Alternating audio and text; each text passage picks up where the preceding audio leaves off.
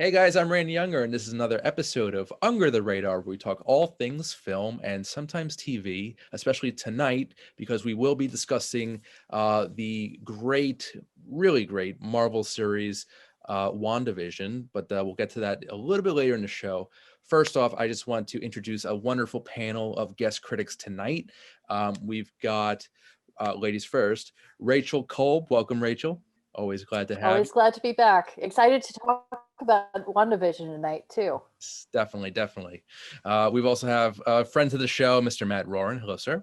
Oh, hello. There he Good is. to be here. And last but not least, Pete Ayala. It's been a few months. I want to say 2 months. It's been a while, but I'm glad to have you back, sir. Welcome. Glad to be back. Sorry I made you wait so long for me.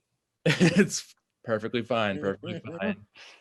So guys, Pete, I'll start off with you. What are you watching this week? Your pandemic picks. This week got into the third season of Sinner, USA show. Didn't know anything about it. My wife was watching it. She was really into it. I'm not a Jessica Biel fan, so I didn't get on board the first time, but actually I'm going to go back now and watch it because I would recommend it. Season 1 is really good. Yeah, and I think I give her a raw deal just because she did so many crap movies for like in a row, but she's been doing some good serious stuff later on down the line, so I want to give her a second shot. But anyway, getting into this third season and watching that and getting super sucked in. I can't remember the actor's name from Suits. He's really great in it. And then I don't know anybody's name, but the guy from the Mindy Project, who's actually from Staten Island, where I'm from, on the Mindy Project show. That's how I remember. Oh, the Staten Island guy. He's good, like really good in this. Like I didn't see it coming how good he would be in this. And it just goes to show everything is kind of stepped up. You could see the cinematography is very much on par with Mr. Robot, which I enjoy. So I kind of like that aspect of it. I think USA kind of uses the same production team for everything. So it has that same level of drama, but it's good, you know? So no, it's just a really good show. And then of course, just finished WandaVision, which was awesome. So I can't wait to talk about that as well. Sweet. I love it. Yeah, I've seen the advertisements for The Sinner. Also not a huge Jessica Biel fan, but I don't think I've just seen the right project for her yet. So maybe The Sinner's that project. When I think of her, all I think of is the Invisible Woman. And I'm like, ugh. No, that's Jessica Alba. That's Jessica. Alba? Okay. Which one's Jessica Biel? She's the one that's married to Justin Timberlake. Mm-hmm. She was in Seventh Heaven. Wait. Seventh Heaven. But all I ever think about is Chuck and Larry, which is just a terrible movie across the board. Yeah. She just makes it even worse. So Okay. I think probably the best movie I've seen her in was probably The Illusionist, which was the magician movie that came out the same year as The Prestige. So And it everyone shouldn't mixed have. up the two of them. yeah, it shouldn't have. That was should have the just been the Norton one. Prestige. The non-Christopher Nolan. Exactly. There you go. Yeah, I will say, I think the movie kind of gets a little bit of a raw deal. I enjoyed it quite a It bit. usually happens when you have two of the same kind of movies, which they do every year. I mean, every Well, year you know it's like a double volcano movie, like I remember her being pretty good in the Texas Chainsaw reboot. She was in that too. She was pretty good in that. She's, I don't know, very physical actress, like a lot of running around and. Yeah, I thought it would be cool when I saw her pop up. That was another thing that killed her for me was Blade 3, and it wasn't mostly because of her. It was just because the whole project got ruined from beginning to end. And it was unfortunate because it's like, how do you go wrong with Patton Oswalt as a blind guy? That's awesome. I'll pay money to see that.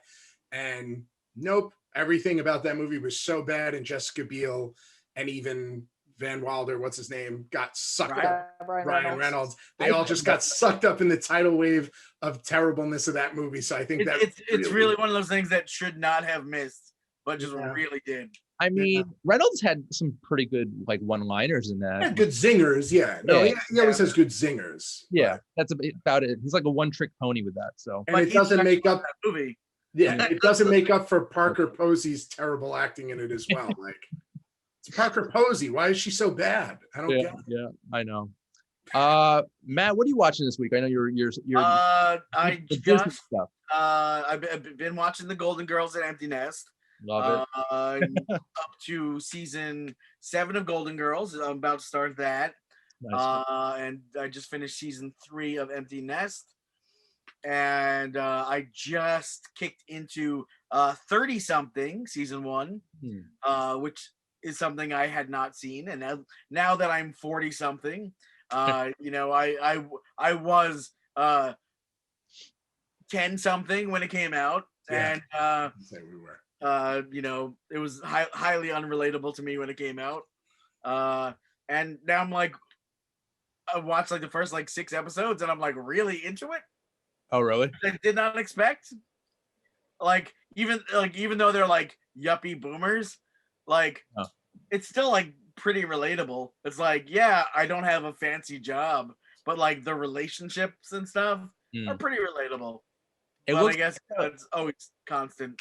It looks like just like a serious version of Friends. I mean, I guess it's kind of like that. Yeah. Okay. Yeah. And But, yeah. And Matt, remember when we did the commentary for Stay Tuned? One of the TV parodies was 30 something to life. Yes. Yes. So side note there. But cool, man. Keep plugging away the 80s and 90s stuff. I love the nostalgia. It's so cool. Check that out. Yeah. And last but not least, Rachel Cole, what are you watching? So this week I've been watching The Outsider on HBO Max. It was a miniseries with Ben Mendelsohn, who I adore, Cynthia Riva, who I also adore, and also some acting and directing by Jason Bateman. I think overall the series is a little bit uneven. I think it's a little bit padded out, but there's some really good performances in there. There's a lot of good stuff about grief, a lot of good stuff about trauma and how it could just infect and infiltrate an entire community. Yeah, I like, definitely, if you have the time to check it out and you have HBO Max, it is worth the watch. And then let's see, I don't know if I mentioned that I finished Ted Lasso, but I adore Ted Lasso. It is one of the single best seasons of like a comedy I was show. just telling Randy that just like a week or two ago. And Rachel, every time you're on the show, you mention this, so I think I can see it. You absolutely need to see it. And I also have to mention to make sure to download the lead singer of Mumford and Son, who does a lot of the music for the show. Yes. He did a cover of You'll Never Walk Alone, which is actually available as a single, and the benefits go back towards COVID-19 relief in the UK. Oh, wow. Wow. Awesome. I love, that's a great cause. So that's awesome that they're doing that. I love how they're linked up ever since they did the Mumford and Sons video, where it's like him and Andy Bernard, whose name I could never remember from The Office. Ed Helms. Yep. And all of them, Ed Helms, right, and a couple other guys, you know, from that ilk, SNL guys. That McGruber. Yeah. They did such a great job in that video, and I was just like, now he's paying it forward and, you know, putting him in charge of the soundtrack for Ted Lasso. And it was a great soundtrack. So yeah. And one last thing, I did start Sonic the Hedgehog. I did not finish Sonic the Hedgehog because it really made me angry, as I was a kid fan of the comics of Sonic the Hedgehog, and I don't know what that was. That was not Sonic the Hedgehog. Well, at least he didn't have human teeth. That's true. The design was much improved from the first trailer, but I did not care. But you know, come on, how cool is that? Sorry, I didn't mean to cut you off, Randy. How cool is that the push from the fans at the very least got the change in the CGI?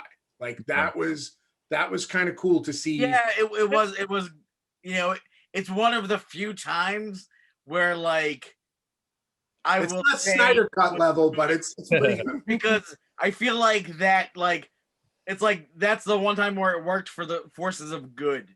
Yeah. Oftentimes they change shit because some like media trolls, like social media trolls, are like, "No, man, don't dare make Captain America a black man," and it's like, you know, and they'll be like, "Okay, of course not," you know. But when they do that, for sure, when they listen to the fans, for sure. Yeah, I mean, if you're listening to the right people, but that's one of those things they should have known as soon as they designed that it looked like fucking garbage. Yeah, Well, you know what? it was just bad design. But speaking to the movie, I think that was one of the better video game movies to come out in the last maybe 5-10 years. Yeah, I enjoyed it. It was like, fun. but I'm also like, I didn't grow up with Sonic. I was a NES guy. I didn't play the games, and I didn't watch the shows. So You didn't watch Steve Urkel as Sonic? What's wrong with you? I missed that. my kids are obsessed with it, but I didn't watch it at the time. No, yeah, Jaleel White was the original voice of there was 2 Sonic cartoons. One was garbage, and the other one had Jaleel White,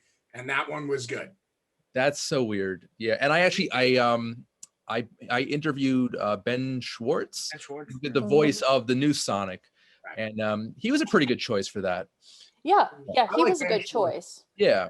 The problem is that the movie is literally the James Marsden as a cop movie that just happens to have Sonic in it. And I didn't like I couldn't even finish the thing. It just was so disconnected. Like every other movie that comes out like that, which like it's every movie that comes out where it's like a cop meets a cartoon and this is what happens. Yeah, it was like Smurfs. It was like all of those. Well, you know what, Rachel?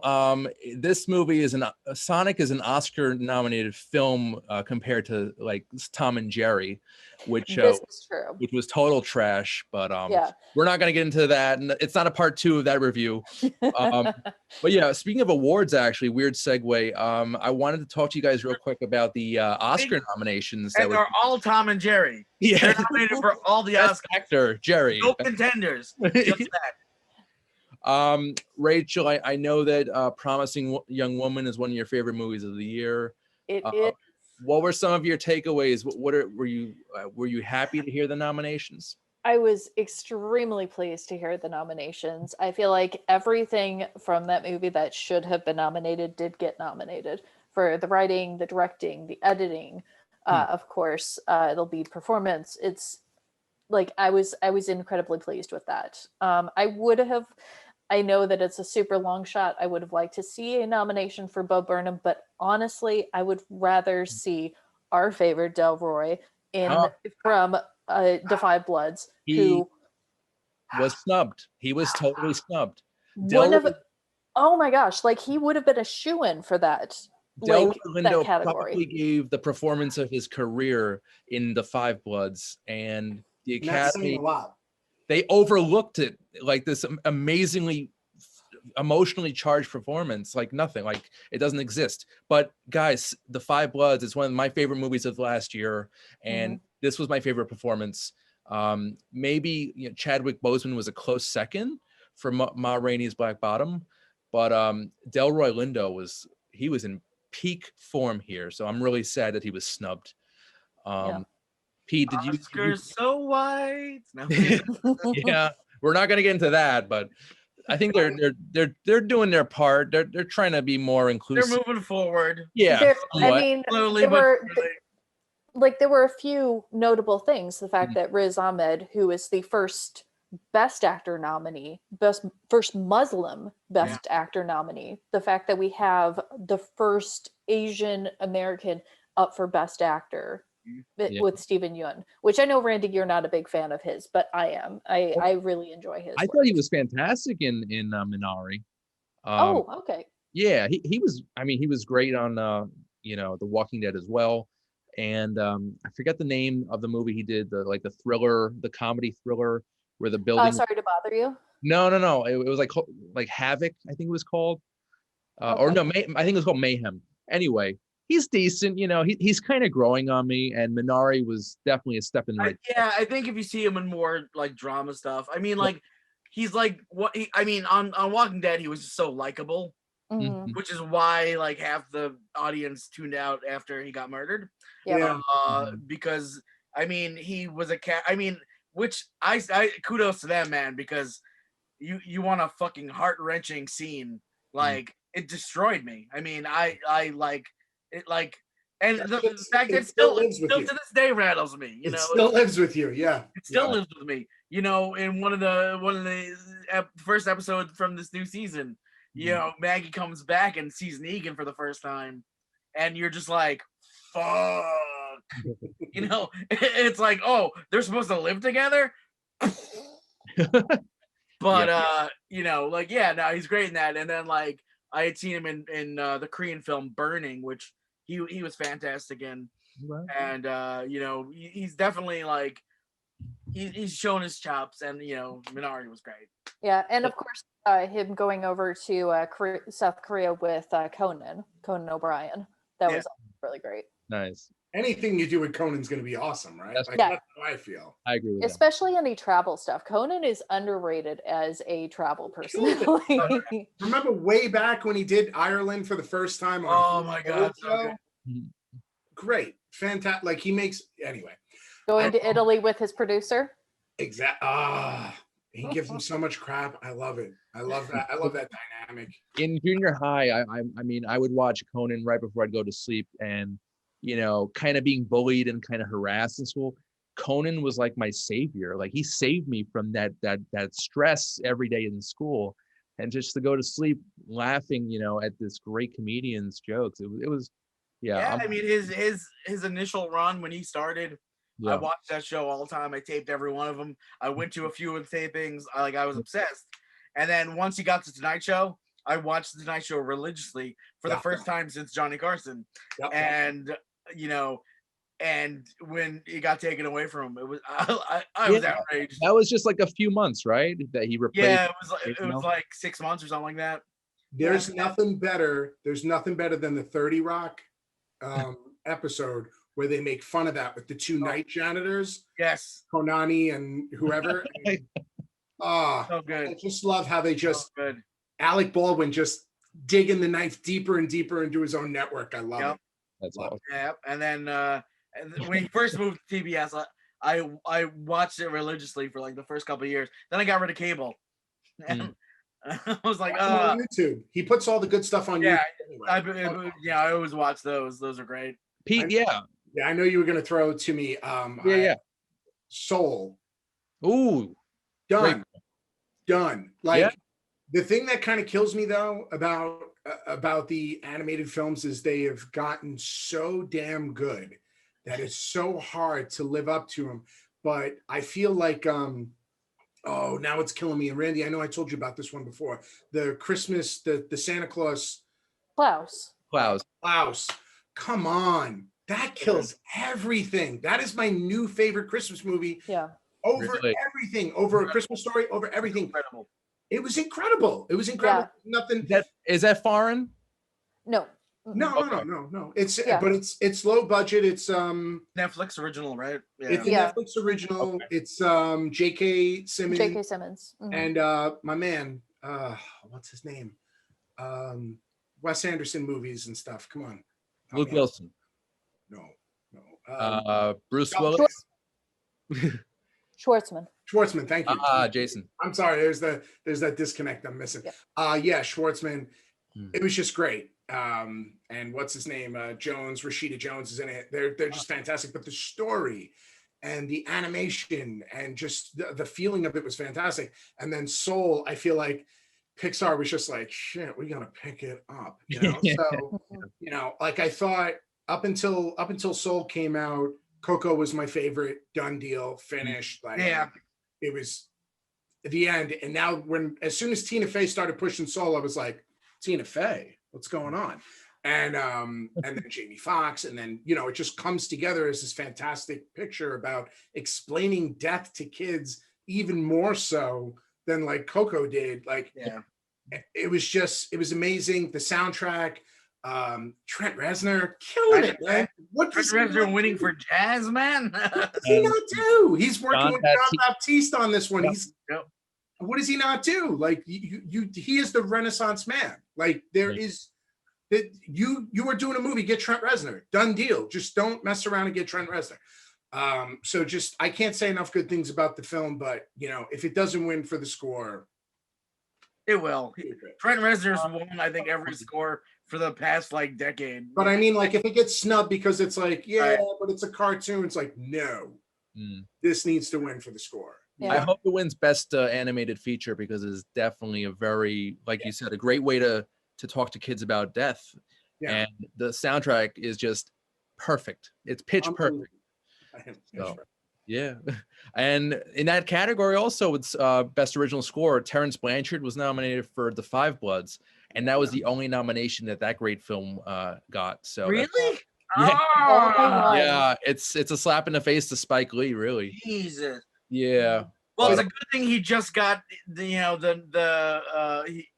elected to be the chairman of the film festival. Oh, Cannes or Okay. Wait, not I think it was a Cannes. uh, One of the big ones. okay. Which is like a huge deal. But goddamn, like that movie definitely should have gotten more nominations. Yeah.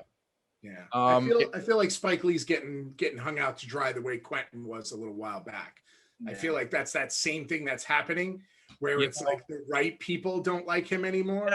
Yeah, I think that Spike Lee getting snubbed though is less deserved than Tarantino, to be honest. Oh no, I agree. I'm just saying it's very reminiscent. It's very reminiscent of that same thing where Tarantino was like, the people, everybody loves him, but these guys up here don't. Like, I feel like that's finally come back around on Spike. I mean, I guess it's almost always been that way for Spike Lee, though. I mean, he's been making these films forever, and it's like they're all cult classics, and critically loved, and whatever. But studios.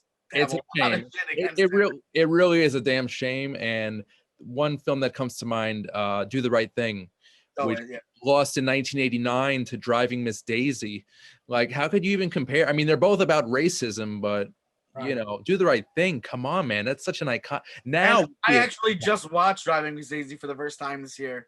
Oh, Dan Aykroyd. No. And I was like what the fuck? If you didn't see it in its time, it's not something that holds up like The Right Thing. No. Sorry. Well, no, I mean, you got Dan Aykroyd in a supporting role. I think that's his only Oscar nomination, by the way. Which sucks because it's like, what? Like, dude, I just watched every piece of footage Dan Aykroyd ever did. And that was probably the worst of the movies. Oh, that's crazy. No, it wasn't the worst of the movies. But it definitely was like and also Hans Zimmer had a relatively mediocre score compared to his other stuff, his later stuff, but he did also play that character on It's Gary Shandling Show. Mm-hmm. Oh, okay. On the last episode of It's Gary Shandling Show. That was a deep pull, brother. That was a deep pull.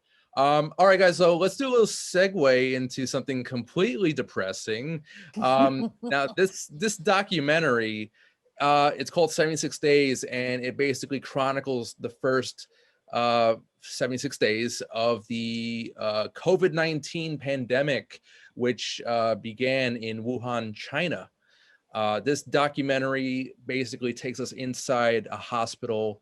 It's a very raw footage documentary that follows these essential workers, nurses, doctors, and basically hospital personnel who are trying to contain this thing that's sadly still, destroying society.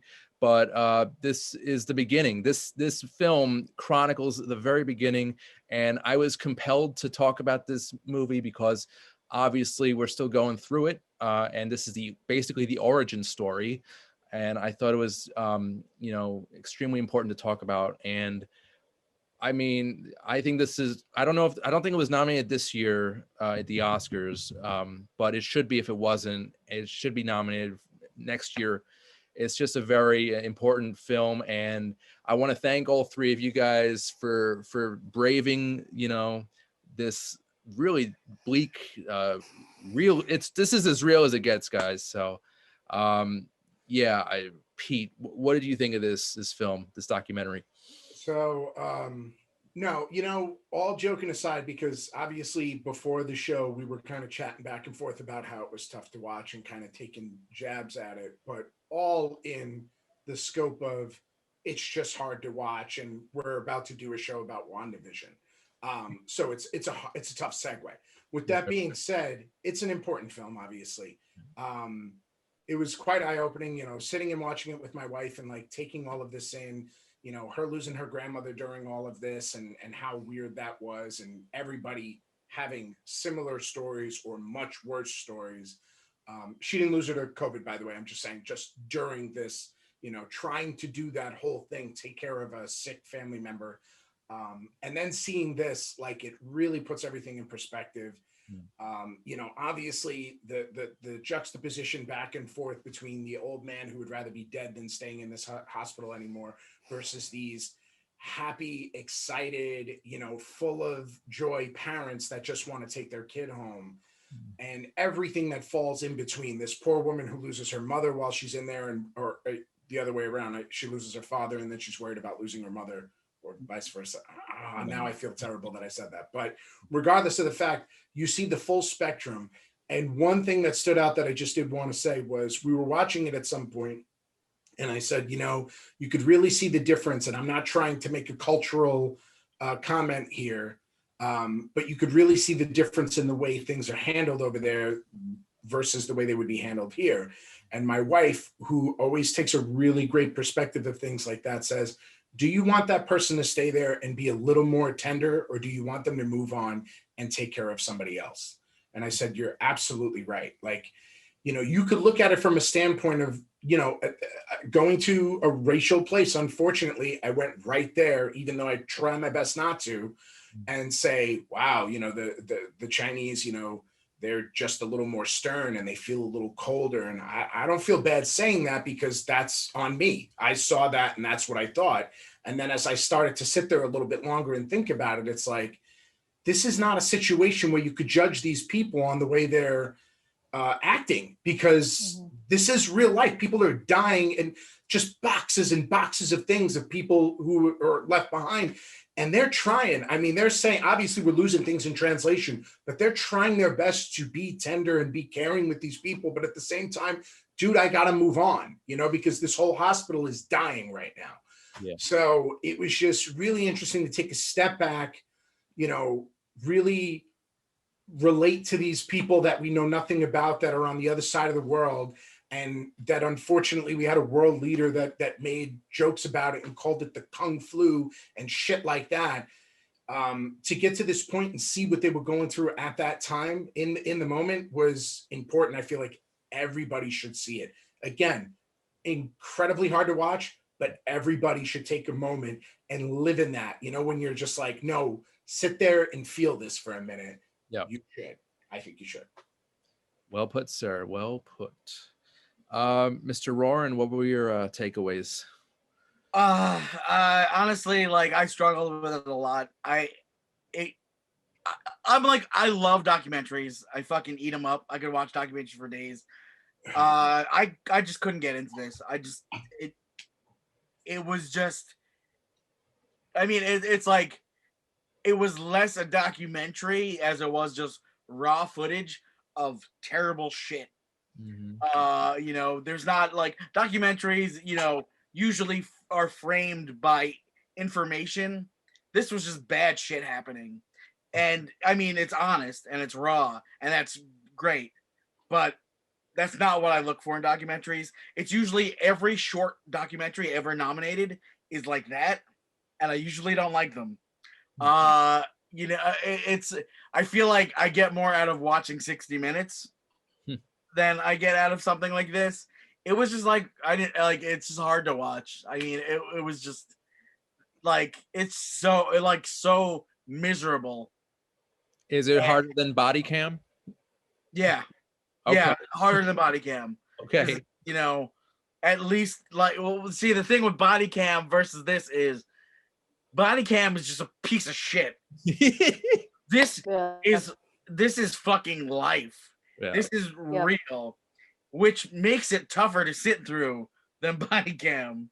Yeah. And I just, like, it was like really hard for me to just absorb myself in it. Like, I was just like trying to stay back from it. It was too much. And I don't know, like. So at the same time, can you say that it kind of did its job then? It definitely did its job. Mm-hmm. I mean, it's like, I get now, I like, after like a couple days of like letting it sink in or whatever, like, I definitely get it, and what, because I talked to Randy right after I watched it. We did Are You Afraid of Dark? I'm like, fuck that movie. Who's that audience even for? Like, who's gonna sit there and be like, I want to watch this? But I mean, it goes beyond that. But yeah, it's definitely a very difficult watch, and it's like, yeah, people should see it. You're not gonna enjoy it. You're not gonna have a good time. Yeah. And you will fucking be depressed. Yeah. And I guess it's kind of fucking wake up call America needs. It is. Yeah. And guys, I out the other day. There's still fucking idiots walking around. Like, I went to the park. I had a panic attack. Brought my kids to the park just because I had to get them out of the house. It was a fucking nice day.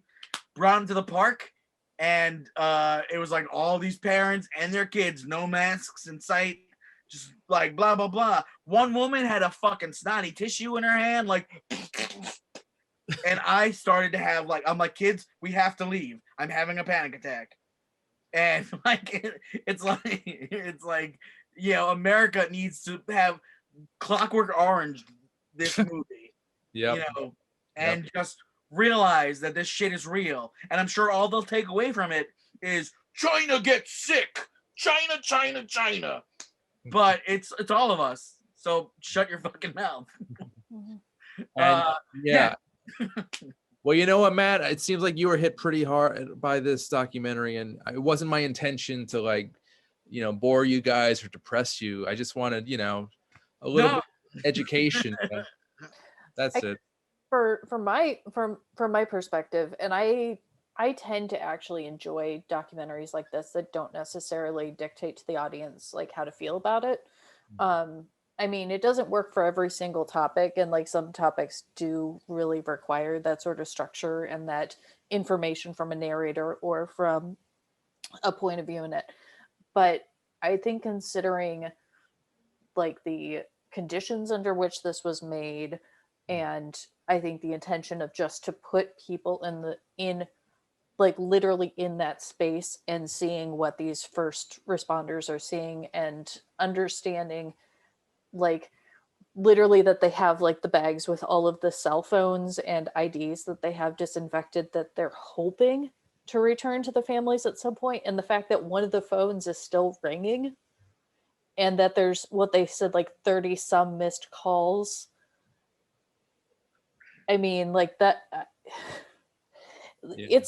there's stuff in this movie, like it tells you right off the bat, like at the opening of the movie, what it is and what you should expect, because the opening of this movie is literally someone's father dying and them not being able to say goodbye to them, not being able to even see them before their body's taken away. I mean, if your heart can't go out and understand that, I don't know what to say. You can't write that kind of drama, that's just real. I don't mean to cut. When you said that, Rachel, you cut right into me on that one. We were watching that, that part, and Amanda said, if the rest of this, and that goes on for about, I think I timed it 6 minutes, that scene. Amanda said, if this is the rest of this, I can't. There's no way. How heartbreaking. And they just keep telling her, don't cry. As a matter of fact, Amanda pointed out, she was like, by the end of this, they should have just called the whole thing Don't Cry. Because how many people are saying, don't cry, it'll be okay, don't cry. And, again, in the beginning of the film, you look at it as it's like this thing where it's like they're so cold and unfeeling. And by the end of it, it's like, no, if you keep crying, this thing's just going to keep killing us that much quicker. Please stop crying. Please try to stand up to this thing. Please try to have some positivity and move forward. That's why the one woman who loses a parent and then is worried about the other one while she's also in the hospital, I feel like she's that beacon the whole time of the movie. Like, she's the one where it's like, keep looking at her, because no matter what, she's positive for her family on the phone. She's like, don't worry about us, whatever. And meanwhile, she's nothing but death around her. And I said, no, this is human spirit, man. That's what this is about. And if I remember correctly, it's her mother, because she says, like, I woke up and she was stone cold next to me. And we called an ambulance, and they said, none of the hospitals can take her. All we Mhm. can do is drop you off at the entrance to the hospital. Mhm. I mean, even that scene where they, like, you just see the door handle, like, going like that from this side because it's locked and there's all these people trying to get in. Like, it's like Yep. something out of, like, War of Okay. the Worlds, or, like, you know, like any of these, like, disaster movies where it's just pure panic. This movie needs to be shown. I mean, I don't know, Pete, if this should be shown to schools, maybe high school kids. You know, I grew up in a time where teachers had no problem. You know, this was the mid 90s. We watched Malcolm X, we watched Schindler's List, we watched these movies, and we sat there and we wept. And teachers would say, "You need this. This you need to see. This you need to feel. This you need to live with." And this is absolutely real. So no, if a parent, if my parents were cool with it, you know, sixth, seventh, eighth grade, it's going to be a tough day, but you know, I would do it. I mean, but again, this is coming from a guy that took a bunch of eighth grade kids to Richmond to the Edgar Allan Poe Museum, which was very depressing, and then I followed it up with the Holocaust Museum across the street, Yeah. which ends in the tour in a cattle car, in an actual a cattle car from Ugh. and I was an English teacher at the time, but I taught Elie Wiesel. You know, I wanted to see their reactions. And I remember those kids writing about that at the end of the year on their, you know, on their written part of their last exam of the year, writing about an experience. And it was the experience of walking through that cattle car and how they felt and everything. And I said, this is it. Like, this is what we need. So a film like this, if that can do that for for kids and give them that empathy and that kindness that they need to kind of take them out of the shit that we've been in for the last 5 years, no matter politically how you want to look at it, maybe that's what we need. Definitely need this. This movie is essential viewing for anybody. And I just want to mention, guys, it actually got shortlisted in the 92nd Academy Awards. So that's good. But yeah, 76 Days is available now on demand and for digital purchase from Paramount Home Entertainment. So please, guys, check it out. 76 Days, really powerful stuff. So check that one out. All right, guys, so we're going to take a much needed commercial break, but we'll be back with more film reviews right after this. Under the Radar is brought to you by Magnitude Jewelry. Add a 2 to match your attitude. Patent pending, interchange genuine gemstone and crystal EMF protection jewelry. For more information, please visit magnitudejewelry.com/gemgirl or call 718-268-6633.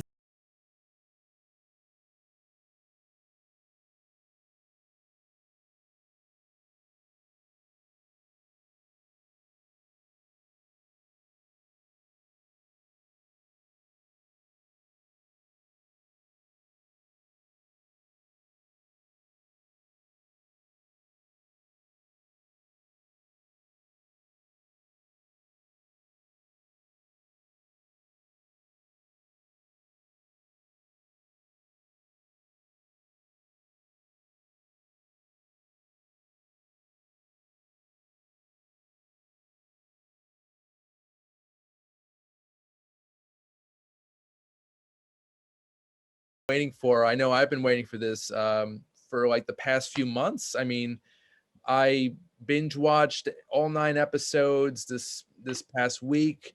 I actually rewatched Infinity War and Endgame just in preparation for this. After this, I'm gonna get into the Marvel Cinematic Universe, starting from the first Avenger, Captain America. Basically, on Disney Plus, there's an option where you can see the timeline order. Yeah, you can see them in order of that Captain Marvel. Yeah. Yeah, the order in which they're, I guess, meant to be seen. It's the order they take place. Yeah. Yeah. So I'm excited for that. But we've got WandaVision, and this is a crazy show. It basically follows Wanda Maximoff and Vision as they live. Basically, first off, guys, we're gonna do some light spoilers because it's pretty difficult not to. to talk about this show without spoiling anything. So yeah, basically we've got Elizabeth Olsen and Paul Bettany reprising their roles as Wanda, aka the Scarlet Witch, and Vision from the Avengers films. And now we've got Wanda basically creating an alternate reality for herself and for Vision in this small town in New Jersey called Westview. And basically each episode shows a different side of that reality through different styles in classic American television. So basically the first episode is sort of like a Dick Van Dyke, I Love Lucy homage. Then later on, we've got like a Modern Family mockumentary. We've got some 70s style Brady Bunch in there. Basically, the genres and styles are all over the place, and it is awesome. And at the center of it all, we've got Elizabeth Olsen and Paul Bettany, who are just kind of living in it. And yeah, I'm still kind of out of breath from this show because it was so good. You know, this was I think this was this kicked off phase 4 of Marvel's cinematic universe, or their TV universe. It's basically kind of all blurring together. Well, yeah, it's all one thing. Yeah, it is. At this point, it's all one universe. But Rachel, I know you have been wanting to talk about this show for a while. Overall thoughts, take it away. I mean, Catherine Hahn needs to be winning every single supporting actress award next year. Every single one. Just the level of range that she shows in this show is really phenomenal. If there was only and I'll just get my one complaint about the series overall out of the way. My only complaint is that I feel like the show peaks just a little bit too soon. I think that it peaks with its penultimate episode, and I feel like that finale, as spectacular as it is, it doesn't give the emotional payoff that I really wanted with that. It was a little generic, like the whole battle in the sky with her and Han. You know, it just it felt like just a regular Thor movie, or just any Avengers movie for that matter. I don't know.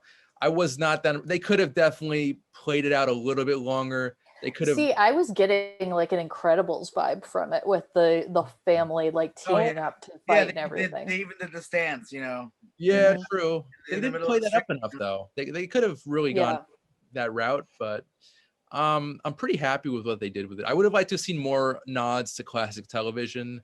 We did get a cool like a Family Ties Growing Pains type of episode, which was really nice. Well, I was gonna say the opening of that one episode was entirely Full House. Like that was the Full House opening, which was fantastic because they had Elizabeth Olsen. The paintings from Full House. They did that. They did the paintings from Family Ties. Yep. They did the pictures from Growing Pains, and I love that they just took pictures of Paul Bettany as a kid and painted it like a Vision. So ridiculous. It would have been cool to see more like a Seinfeld type of thing, or even The Office. I mean, well, they did. I mean, the Modern Family episode, the intro was The Office. The opening is Office. Yeah. And it's like you can't really I mean, Modern Family is just a family version of The Office. So I mean, they technically did do it. It's just the documentary style. True. You know, and there's only so much you can, trope wise, because it's like episode 1 is like Dick Van Dyke, Donna Reed. Episode 2 is Bewitched, like I Dream of Jeannie. Episode 3 Brady Bunch, whatever. And it's like most of those shows are all basically the same in the core. So it's like hard to like differentiate what type of show you're doing, because it's like it's just era of TV. Nice. Pete, what were your thoughts, sir? So I was writing a couple things down first to piggyback off of what Rachel was saying. The ending, as unfortunate as it was, and that's exactly how I felt about it, it also, you have to remember what it's feeding into. And it's building towards another movie. It's building towards Doctor Strange. So it's got to end that way where you're like, where's my closure? Like there is no closure because it's the MCU. And it's unfortunate because I feel like this would have been one of those great opportunities for Shackman to say, I'm going to go a little different. I'm going to give my audience the ending they deserve, and then I'll do my mid credit and my end credit. And I think maybe that's where Feige came in and he was like, no, that's not how we do things around here. Yeah, and he kind of stole it away from him. But I think that's the only reason why we lack it. And exactly what you said was my only beef with it, was that the ending kind of falls flat because they give up all the cards as they're moving into it. Really, to say that any other reveal, even the Quicksilver reveal, to say that any reveal was better than Agatha would be ridiculous. Because even the way they bring her music in, like the Munsters, come on. Yeah. Agatha all along sounds like the Munsters theme. I'm like, it was perfect. Yeah. Oh, and if I could piggyback on that, the Robert and Kristen Anderson Lopez need to win like whatever Emmys or whatever next year for best songs, because their songwriting work, they did all of the themes for the different eras. They did Agatha All Along, which seriously knocked out a Justin Bieber song on the Billboard. Yeah. No, you're absolutely right.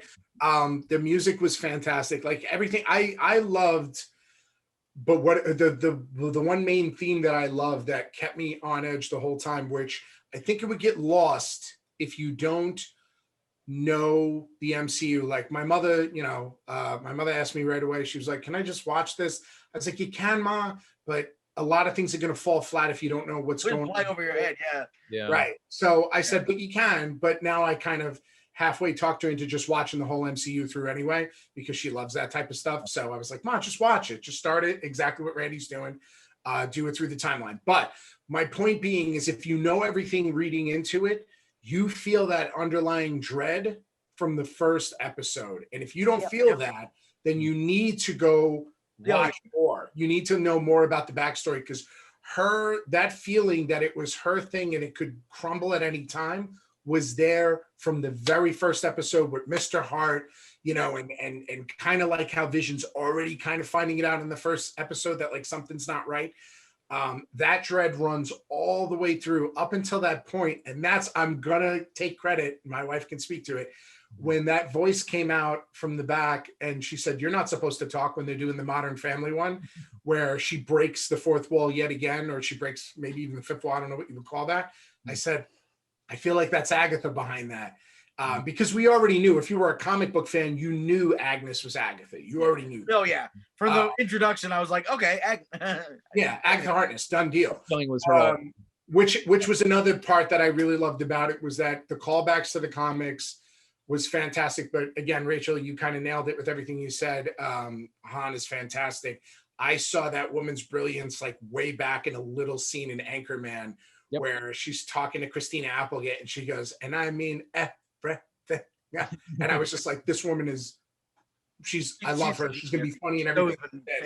Step Brothers, she steals that whole movie.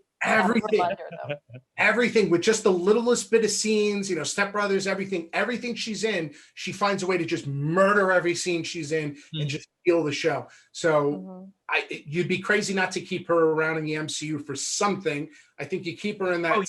Well, I mean, we got Fantastic Four coming out. Yeah, I just don't know if she works in the movies, because she's a better medium when you get intimate in a television show. And that was just the last thing I was going to say, is this is the first step back into the TV from where they were. And don't get me wrong, I'm a huge Agents of S.H.I.E.L.D. fan. I sat through that Garbage Inhuman show because I love Marvel so much. And Agent Carter, forget about it. Great show, ended way too early.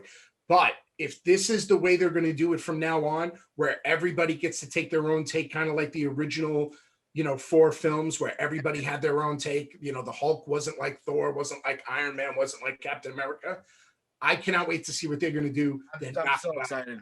Yeah. Knocking out. You know what? I want to just, for people that are just new to Marvel or want a refresher, Disney Plus has something now, Marvel Legends, which basically is a docuseries, and each episode highlights all of the main heroes in the universe. And it actually starts off with Wanda, followed by Vision. So basically, they just dropped Bucky and Falcon. So yeah. And it's just a really good refresher for those who want to just don't want to sit through 30 movies, you could just check out these 3-minute clip shows. So it's really good. And not for nothing, since we have the nerd Marvel crew here, like we really need to get back for Falcon and Winter Soldier. Like, Oh, yeah. I think that's something we might do. When is that's what That's this week. This week. Friday. Oh my gosh. Okay. Yep. but you got plenty of time because that's another 6 episodes. We had a week off, so Yeah, true. We got time. But yeah, I really hope that they keep doing shows like this because the quality is so good. The amount of shows they have like planned already, like She-Hulk, Moon Knight. I mean, these are characters that I've been begging for them to use forever. Mhm. Like as soon as they started putting out like MCU quality stuff, like Moon Knight, give me a break. I was like when they were doing the Netflix shows, I was like, they got to do Moon Knight. They got to do Moon Knight.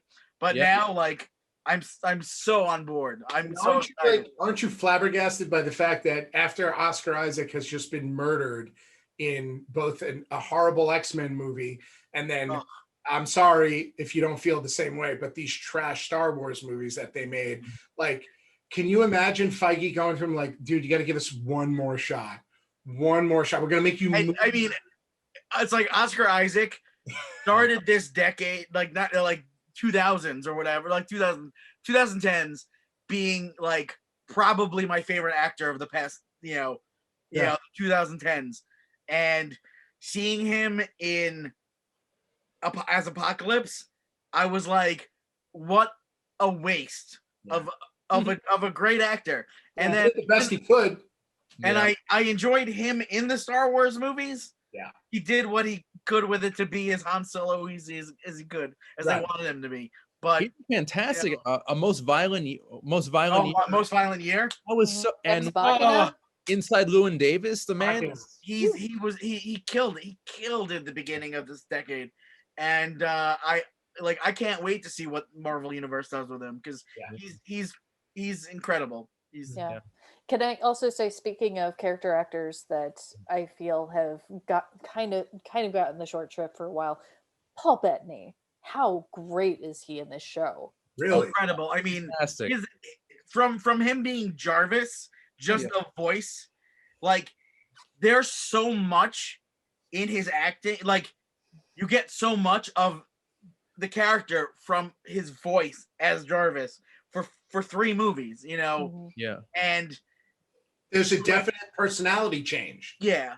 And when you finally see Vision in Age of Ultron, like Age of Ultron may very well be one of my least favorite of the films, but that moment when Vision becomes real and he's there and you hear Bettany's voice, it is jarring, unbelievable.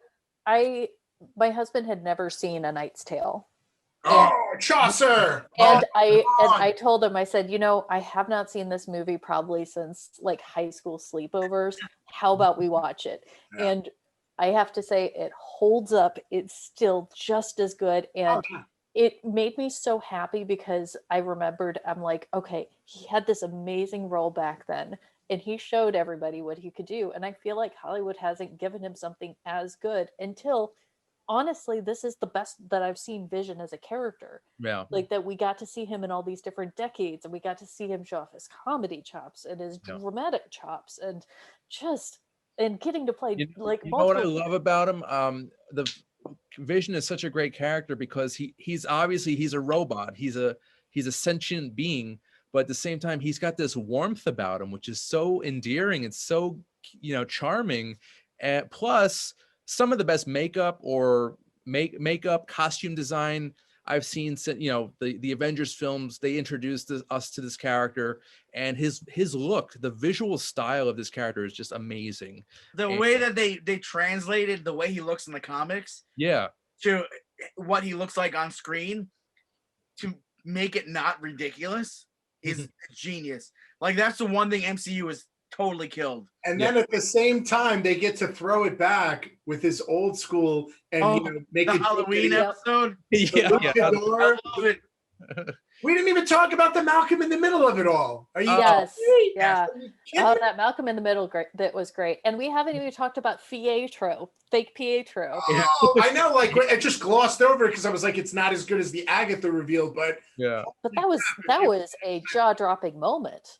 yeah, because that's the only time where the X-Men universe gets it done way better than the MCU. You know, I love Kick-Ass Aaron, whatever his name is. Aaron Taylor Aaron Johnson. Peters. It was great when he said Kick-Ass. Right, exactly. I'm like, both Quicksilvers were in that movie. Exactly. They were best friends of the first one. So it's like connected. It was all this fan service and it was fantastic.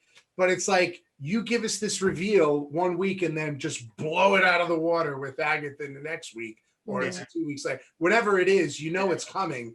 And it's just like it was great, and then I was over it. I was like, okay. And then he kind of reverts back to, you know, it's funny because like as he starts off, he's kind of like his Quicksilver, whatever, but it more rolled back into like I felt like he was more of like American Horror Story him, you know. Right.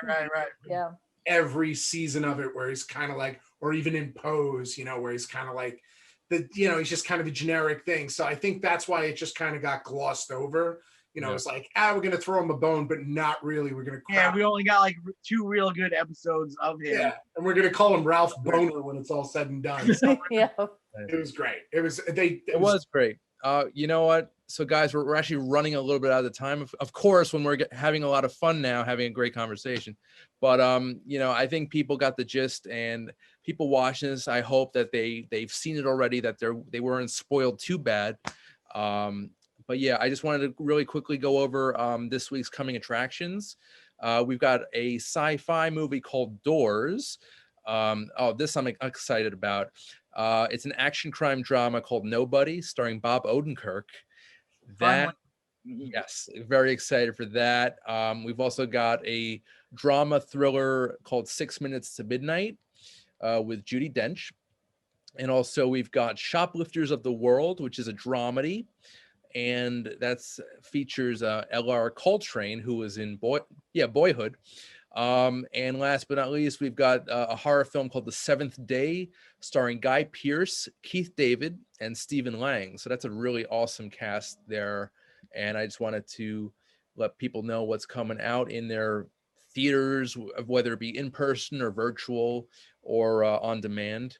So check out those films, guys. But yeah, guys, before we go, I want to go around and mention any plugs, anything we're working on, anything you want to talk about. Rachel. I don't have really much to plug this week. You can still listen to the first 2 episodes of Faith Healing over on wherever you listen to podcasts. And you can follow my dog on Instagram at Dobby the House Doggo. Awesome. Pete, anything you want to plug? I don't have anything to plug. I'm just going to put it out there. Being a teacher, we're back in the classroom. Please continue to keep your children responsible, keep them away from each other, have them wearing their masks.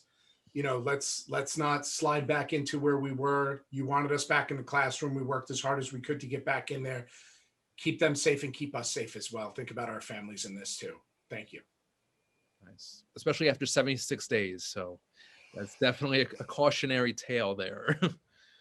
Mr. Roran, cafe this week? The cafe this week, we are screening Bad Medicine with Steve Guttenberg and Gilbert Gottfried and Julie Kavner and Julie Haggerty and an all-star cast. Curtis Armstrong. I mean, it's as it's as 80s as 80s can get. You know, want to become a doctor, getting a doctor's degree in a third world country, and you know, it's a lot of fun. It's Saturday night, 9:50, called Cafe Not So Secret Society, which they Facebook made the announcement that they're going to stop watch parties. So we will be losing our watch party on Facebook in April, I believe. So I think we're gonna have to move over to like Twitch or something that the kids do today. So we'll find out if we're not back in the theater by then. And I just want to mention, I mention this every week, but it's still an ongoing problem. It's a documentary called Hunger Ward, and I believe it was nominated at the Oscars this year. It was. Yep. Yeah. It's about starving children in Yemen. And if you want to, donate to the cause, just visit hungerward.org and click the Get Involved button so you can donate to hospitals in the Yemen area. Guys, I want to thank you for a wonderful evening. This was great as always. You're always welcome. But yeah, again, I'm Randy Unger. This has been Unger the Radar, and we'll see you next time.